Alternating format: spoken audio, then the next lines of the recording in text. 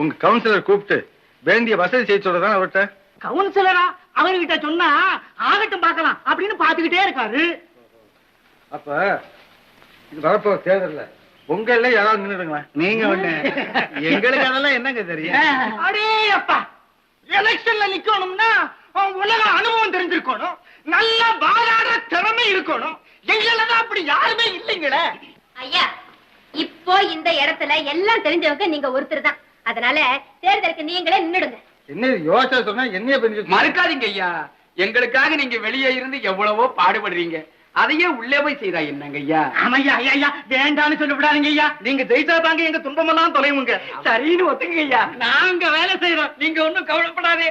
ஆமாங்க ஐயா, எங்க ஓட்டு எல்லாம் உங்களுக்கு தான். நீங்க தான் நிக்கணும். ஏன் உன் மேல ஆணையா? வேணாம் வேணாம் வேணாம். பின்ன சரின்னு சொல்லுங்க.